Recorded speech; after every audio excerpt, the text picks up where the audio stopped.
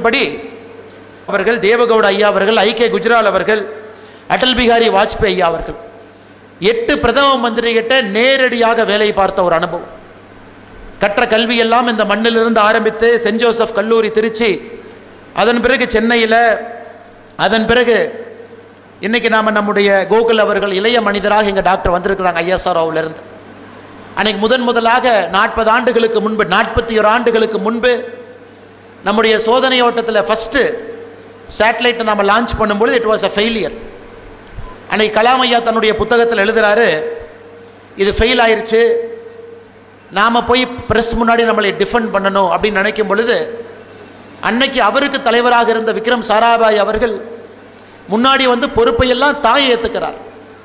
இந்த ஃபெயிலியருக்கு நான் தான் காரணம், இந்த டீம் கடுமையாக உழைப்பார்கள், நீங்கள் வேகமாக வெற்றியை பார்ப்பீங்கன்னு. ஒரு ஆண்டு கழித்து 40 ஆண்டுகளுக்கு முன்பு, இன்னையிலிருந்து 40 ஆண்டுகளுக்கு முன்பு 2026 இருக்கும், 40 years பிஃபோர், அடுத்த சோதனை ஓட்டம் வெற்றியாக வந்த பொழுது அன்னைக்கு கலாம் ஐயா முன்னாடி போய் இருக்கல, பின்னாடி வந்து தன்னுடைய டீம்மேட்டை முன்னாடி புஷ் பண்ணாங்க.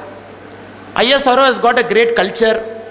It is built by some of the finest stalwarts of this country who have sacrificed their life for the growth of our missile systems, for the growth of our civilian usage.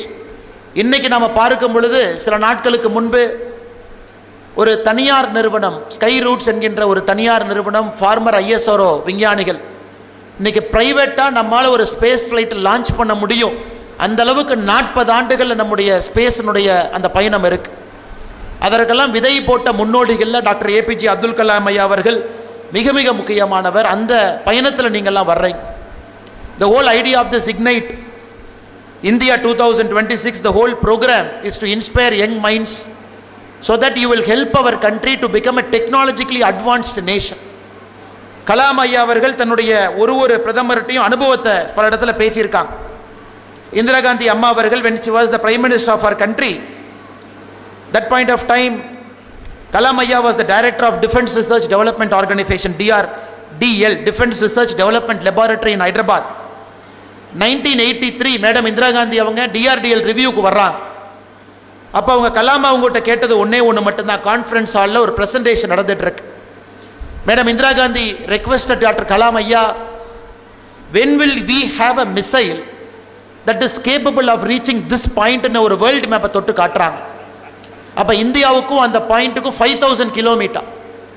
So madam Indira Gandhi gave the vision and imprint to doctor APJ ஐயா அவர்கள், we need a missile system that is capable of traveling 5000 kilometers in the year 1983.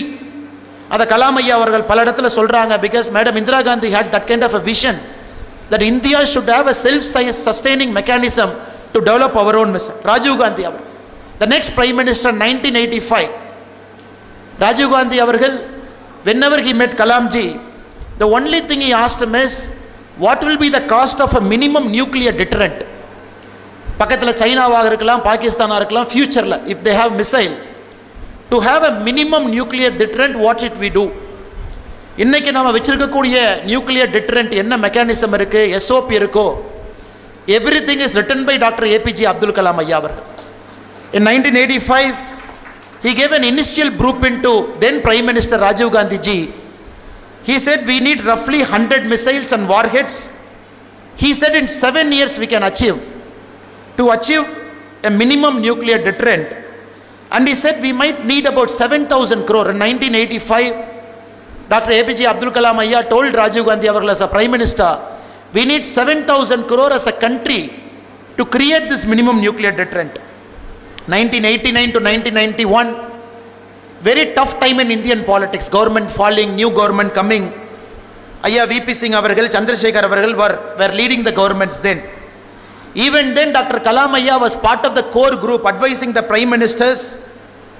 Even when political instability was there, it is leaders like them advising prime ministers to look at the future and not to sacrifice our missile program. 1990s Kalam Ayya became the secretary DRDO. He also became the chief scientific advisor to the defense minister. So on the time la pathina Kalam Ayya moved from a technology guy to a strategic actor. இன்னைக்கு நம்ம நிறைய doctor APJ Abdul Kalam ஐயாவை பற்றி பேசும்பொழுது வாழ்க்கையில் ஒரு பாட்டை பேசுகிறோம். But this is a person who has transcended the whole spectrum.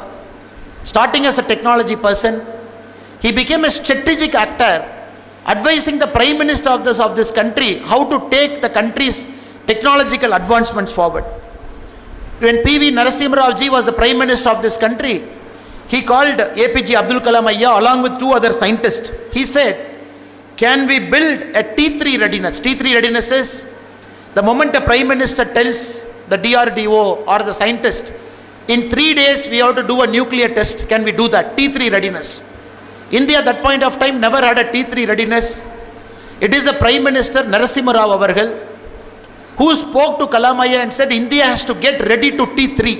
நீங்க பாருங்க, எங்க இருந்து இந்திரா காந்தி அம்மா, அதன் பிறகு ராஜீவ் காந்தி அவர்கள், அதன் பிறகு விபி சிங், சந்திரசேகர் அவர்கள், நீங்க ஒரு டிரான்ஸ்ஃபர்மேஷனை பார்த்துட்டே வாங்க. நரசிம்மராவ் ஐயா வரும் பொழுது it is கலாம்ஜி in is multiple position, advisor, secretary. He has moved from a basic plan to a T3 readiness. But unfortunately, P.V. Narasimha Rao ji lost that election in 1996. So he was about to test it. He told Kalam, we are not going to do it. Then again we went into a very confusing political time. So multiple chief ministers, including I.K. Gujral ji, including Deva Gowda ji, we had multiple prime ministers in that time. Atal Bihari Vajpayee ji had only 13 days as India's prime minister. So in the குழப்பமான சூழ்நிலையிலும் கலாம் ஐயா அவர்கள் was very clear, we are moving towards T3. Prime ministers can come, prime ministers can go. It is APJ Abdul Kalam ji who had this vision continuously across multiple prime ministers, multiple governments, multiple political ideology, multiple party. இவங்க எல்லாம் வேற வேற ஐடியாலஜிங்க, வேற வேற politicians, வேற மாதிரி leaders, வேற மாதிரி பார்ட்டி. கண்டினியூஸ்லி அதை மூவ் பண்ணிக்கிட்டு வந்துகிட்டே இருந்தார். When finally we had the chance, when Vajpayee Ayya came for the second term as the prime minister, he told his private secretary Shakti Sinha, he said, please get Kalam கூட்டிட்டு வாங்க அப்படின்னு. That point of time they took about 6 hours to trace Kalam Ayya because he was somewhere roaming in northeast India. Finally Kalam Ayyaவை பிடிச்சி கூட்டிட்டு வர்றாங்க. When he came and met Atal Bihari Vajpayee ji, Vajpayee அவங்க ஒன்று தான் சொல்றாங்க, பட்டாக்கா சோர்னா ஹே அப்படிங்கிறார். தீபாவளி பட்டாசை வெடிக்கணும், தயார் பண்ணுங்க அப்படிங்கிறார். பட்டாக்கா சோர்னா ஹே அப்படின்னு கலாம் ஐயா. அதனால் இது சாதாரணமாக நம்ம கலாம் ஐயாவை நினைக்கக்கூடாதுங்க. The whole spectrum of strategic defence travel பண்ணி அமெரிக்கன் ப்ரெஷர் எத்தனையோ நாட்கள் இருந்த பொழுதும் கூட அதை நாம் வாஜ்பாய் அவனுடைய 2வது டைமில் உங்களுக்கு தெரியும், 6th April 1998 Pakistanis tested surface to surface missile Gauri. So we had lot of pressure because Gauri missile was able to travel 1500 km with a 700 kg warhead. So Delhi, Mumbai, Kolkata, Chennai எங்கேயா இருந்தாலும் கூட ஒரு Gowri missile Pakistan போக முடியும். It was very very important, that test cannot fail. அந்த போக்ரான்ல நம்முடைய test what Kalam Ayya did 1998 in the month of May, 2 tests we did, அது fail ஆகிறதுக்கு வாய்ப்பே இல்லைங்க. it has to only succeed. அது ஃபெயிலே ஆகக்கூடாது, சக்சஸ் மட்டும்தான் நம்ம நாடு எதிர்பார்த்தது. and APJ Abdul Kalam Ayya delivered it that day. May 11, May 13, 2 wonderful tests we did. The politics of our country changed forever. The strategic deterrence of our countries changed forever. The politics of Southeast Asia changed forever. The politics of India, China, Pakistan changed forever. அதனால் இந்த மனிதர், he always had a vision coming from the small island. இந்த சின்ன ஐலண்டில் he says World War II 1945 பேப்பர்லாம் போய் வீட்டில் போடும் பொழுது கலாம் ஐயா அந்த காலையில் பேப்பர் ஆர்வமாக பார்ப்பார். என்ன ஆர்வமாக பார்ப்பாருனாங்க, வேர்ல்டு வார் 2ல 2 விமானங்கள் சண்டை போட்டுட்டு இருந்துச்சு. The Spitfire planes and the Luftwaffe flights. Luftwaffe வந்து ஜெர்மன்ஸு, ஸ்பிட்ஃபயர் வந்து பிரிட்டிஷ். எந்த பிளேன் ஜெயிக்குது அப்படிங்கிறத ஒரு நாள் பேப்பர் போடும்போதும் கலாம் ஐயா அந்த தலைப்புச் செய்தியில் பார்ப்பார். அப்படி ஆரம்பித்த ஒரு கியூரியாசிட்டி படிப்படியாக இங்கிருந்து படித்து ஒரு இடமாக சென்று ஒரு தேசப்பற்றை எப்பொழுதுமே விடாமல் கடைசி வரை இந்த நாட்டிற்கு ஒரு சிறந்த குடிமகனாக நாம் எல்லாம் எப்படி இருக்க வேண்டும் என்பதை உணர்த்தி, அது மட்டும் இல்லை, பல இடத்துல கலாம் ஐயா பேசும்பொழுது உங்களைப் போல நான் மாணவனாக உட்கார்ந்துருக்கு. நேஷனல் போலீஸ் அகாடமி நம்ம ஐயா இங்கே இருக்கிறாங்க, one of the best finest IPS officers of our country. ஹைதராபாத்தில் கலாம் ஐயா பேச வருவாங்க, all of us will be students. Lal Bahadur Shastri academy டேராடூனில் பேசுவாங்க, அங்கேயும் மாணவனாக அமர்ந்திருக்கின்றேன். ஆனால் அவருடைய உயிர் பிரியும் பொழுது ஐஏஎம் ஷில்லாங்கில் மாணவர்களுக்கு ஒரு லெக்சர் கொடுக்கும் பொழுது தான் கலாம் ஐயாவுடைய உயிர் பிரிந்து இறைவனடி சேர்ந்திருக்காங்கன்னா எந்த அளவுக்கு ஆண்டவன், கலாம் ஐயா, மாணவர்கள் 3 பேரும் ஒரே லைனில் இருந்திருக்காங்கன்னு நீங்கள் பாருங்க. All of them were in the same line at the age of 84 in IIM Shillong while giving a lecture. Kalam Ayya, we lost Kalam Ayya. But the beauty, every moment of this, நாம் இங்கே வரும்பொழுதெல்லாம் it is an opportunity for us to tell ourselves we have to follow Kalam Ayya's path. A person who didn't get married, a person who gave up non-vegetarian, ஹாஸ்டலில் போய் mess bill கட்டணும், send Joseph college திருச்சியில் நான் vegetarian சாப்பாடு 18 ரூபா, vegetarian சாப்பாடு 14 ரூபா. அக்காவோட நகையை வாங்கி படிக்கும் பொழுது எதற்கு குடும்பத்திற்கு தேவையில்லாமல் அந்த 4 ரூபா செலவு வைக்கணும் அப்படிங்கிறக்காக ஓவர் நைட் ஃப்ரம் நான் vegetarian he became a vegetarian. பாருங்கள் எந்த மாதிரி மனிதர், எவ்வளவு விஷயத்தை அவர்கிட்ட நம்ம எடுக்க முடியும். இதே ராமேஸ்வரத்தில் சைக்ளோன் 1964 ஒரு மிக மோசமான சைக்ளோன் வந்து ராமேஸ்வரத்தையே கிட்டத்தட்ட தரைமட்டமாக்கும் பொழுது அவருக்கு ஊருக்கு வரணும்னு ஆசை, கையில் பணம் இல்லை, எம்ஐடியில் படிச்சுட்டு இருக்காரு. தன்னுடைய ப்ரொஃபஸர் பெஸ்ட் ஸ்டூடெண்ட்னு குடித்த டெக்ஸ்ட் புக்கை கொண்டு போய் அடமான வைக்கிறார். ஒரு கடையில் 400 ரூபாய்க்கு அடமான வைக்கிறார். எதற்குன்னு கேட்கும் பொழுது ஊருக்கு போகிறதுக்கு பணம் இல்லை, சொந்த ஊர் ராமேஸ்வரத்தில் சைக்ளோன் சேதத்தை ஏற்படுத்தியிருக்கு, என் டெக்ஸ்ட் புக்கை வச்சுக்கிட்டு 400 ரூபா கொடுங்க. இந்த கதையை கேட்ட மின்ட் ஸ்ட்ரீட்டில் இருந்த ஒரு பான் புரோக்கர் கலாம் ஐயாவுக்கு 60 ரூபா பணம் கொடுத்து நீங்கள் ஊருக்கு போயிட்டு வாங்க, தயவு செஞ்சு இந்த டெக்ஸ்ட் புக்கை நான் பத்திரமா வச்சுக்கிறேன், யார்ட்டையும் திருப்பி கொடுக்க மாட்டேன், நீங்கள் வாங்கின பணத்தை என்னைக்கு கொடுக்குறீங்களோ அன்னைக்கு இந்த டெக்ஸ்ட் புக்கை நான் திருப்பி கொடுக்குறேன். அந்த மனிதனுடைய வாழ்க்கையில் சின்ன சின்ன சம்பவங்கள் உங்களை இன்ஸ்பயர் பண்ணணும். Small things. அவர் வாழ்ந்த ஒன்று உங்களுக்கு இன்டெகிரிட்டி, நேர்மை, ஹானஸ்டி, எத்திக்ஸ், இதெல்லாம் அவர் லைஃப்பில் சின்ன சின்ன விஷயங்கள் சொல்லணும். இந்தியாவுடைய ஜனாதிபதியாக இருந்த பொழுது நமக்கு தெரியும், people's president, when he was the 11th president of our country, எப்படி வாழ்ந்தார், ஃபேமிலி எப்படி வச்சுருந்தாங்க, ஃபேமிலி மெம்பர்ஸ் வந்து ராஷ்டிரபதி பவனில் தங்குனா அதுக்கு பில் யார் கொடுத்தாங்க, ஒரு சூட்கேஸோட உள்ளே போனார், ஒரு சூட்கேஸோட தான் வெளியே வந்தார். அப்படிப்பட்ட ஒரு ஜனாதிபதி நமக்கு.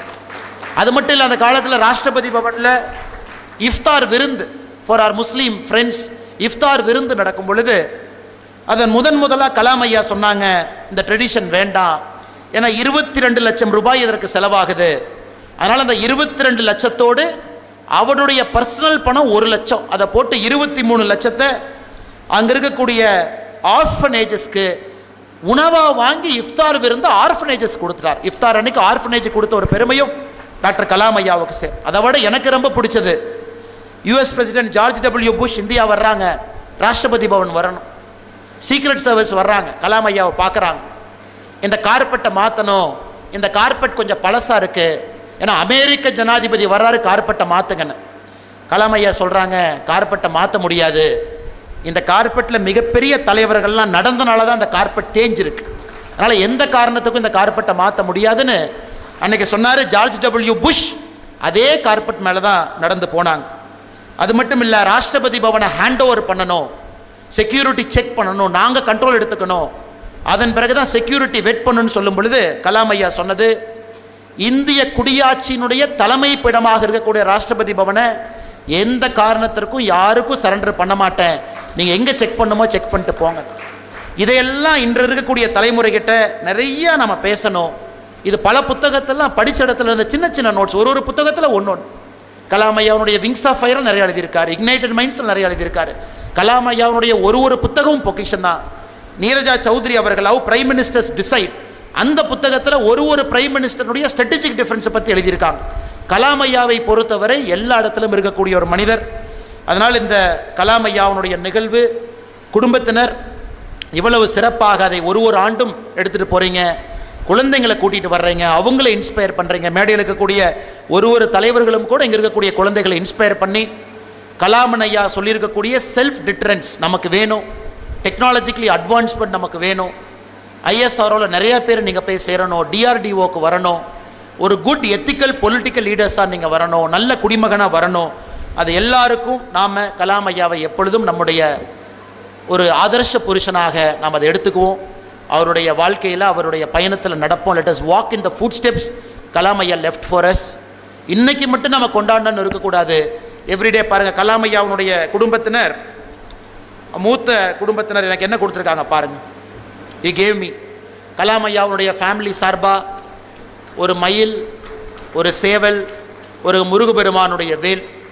இதுதான் கலாம் ஐயாவுடைய ஸ்பிரிச்சுவாலிட்டி. எப்பவுமே அந்த ஸ்பிரிச்சுவாலிட்டி இப்படி தான் இருந்திருக்கு.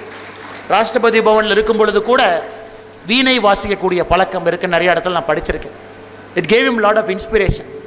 ஒரு ட்ரூ செக்குலர் இந்தியாவில் எப்படி இருக்கணும் அப்படிங்கிறக்கும் கலாம் ஐயா அவர்கள் ஒரு மிகச்சிறந்த உதாரணம். அதனால் வந்திருக்கக்கூடிய எல்லா மாணவ செல்வங்களுக்கும், இங்கே இருக்கக்கூடிய பெற்றோர்களுக்கும், ஆசிரியர் பெருமக்களுக்கும், பத்திரிகை நண்பர்களுக்கும், சிறப்பு விருந்தினர்களுக்கும் மறுபடியும் ஒரு முறை என்னுடைய வாழ்த்துக்களை, வணக்கங்களை தெரிவித்து, மேடையில் இருக்கக்கூடிய சான்றோர்கள் எல்லாம் கலாம் ஐயாட்ட நேரடியாக பணி செய்தவங்க, 40 ஆண்டு காலம் இருந்தவங்க. ஐயா டாக்டர் DR கார்த்திகேயன் ஐயா அவர்கள் 40 years he was a friend of Kalam. அதே போல் இங்கே இருக்கக்கூடிய நம்ம டாக்டர் ஐயா 40 ஆண்டுகளுக்கு மேலே கலாம் ஐயாவோடு எல்லோரும் இருந்தவர்கள். அவங்களுடைய பேச்சையும் ஆர்வமாக கேட்பதற்காக நான் இருக்கின்றேன். பெரும் வாய்ப்பு கொடுத்த கலாம் ஐயாவுடைய குடும்பத்தினருக்கு, குறிப்பாக அண்ணன் டாக்டர் ஷேக் சலீம் அவர்களுக்கு என்னுடைய நெஞ்சார்ந்த நன்றிகளை தெரிவித்து என்னுடைய சிறு உரையை முடித்துக் கொள்கின்றேன். நன்றி, வணக்கம்.